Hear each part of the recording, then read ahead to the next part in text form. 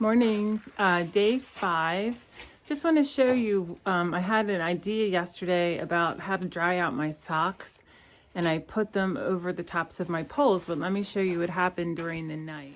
So during the night, what I thought was dripping water was probably some rodent eating a hole through my sock, most likely to get to the handles of my trekking pole, which is usually what they're after because there's a lot of salt on there from your body's sweat.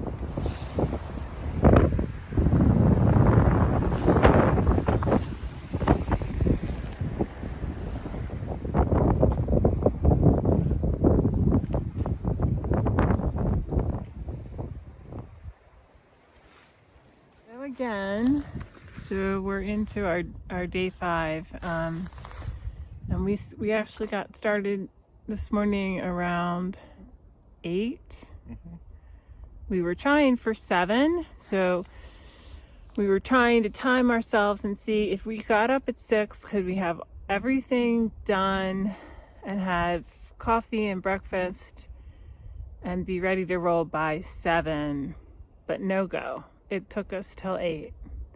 We did get up at 6, but things I've learned that are really helpful for me personally, and I just wanted to share them. Not everyone needs this kind of stuff. Jim doesn't. He's like a mule and he just pushes through and he doesn't do much in the way of self-care, honestly.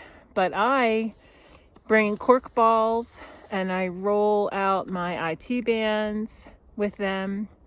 I roll my feet with them. I massage my feet. I use a muscle balm. It's a CBD muscle balm that I've been using for quite a few years from an aromatherapist that I deal with locally. And I rub that on my traps and my neck, and I stretch. So pretty much first thing in the morning, and then on any breaks, any lengthy breaks, and then at the end of the day. I do bring things like ibuprofen, but try to use that very conservatively and not get into the habit of downing that every day. Oh, and one other thing for self-care is I do bring something called ZMA. It's zinc, magnesium, and B6, I believe. And it's a muscle recovery remedy. And I bring that, I use it not every day, maybe twice a week when I'm out on a long trip. The sun is out and I am happy because we are not hiking in the rain. Yahoo! So when we have a day like yesterday where we're hiking in rain all day and we were in river crossings that were up to our knees and we were soaking wet, as soon as I get to camp, I have to get all that wet stuff off immediately. I've learned the hard way. I have waited, and that is a mistake. So I get all that wet stuff off. I do my best to towel myself dry with a pack towel, and then I put my warm clothing, my warm dry clothing on immediately. And I just emphasize this because on a trip that I did in the fall, I made the mistake after a similar day of waiting, and then I got into this crazy experience of shivering that was completely uncontrolled, and it went on for a couple of hours. It was a little scary. So anyway, And I had to save your life. Yes, and Jim had to save my life by wrapping his warm self over me and his quilt.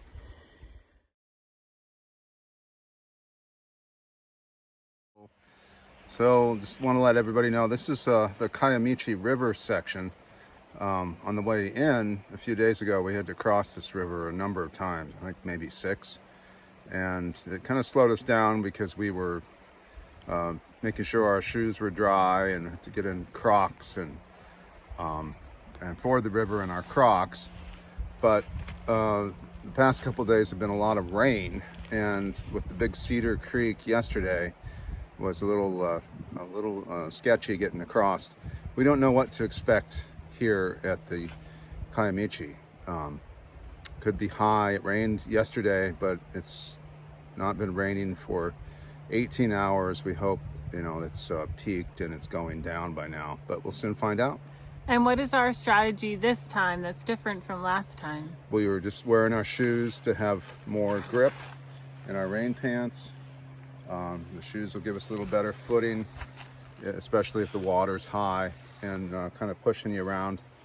And our feet and socks and shoes are wet anyway, so it makes no difference to take them off and get in Crocs.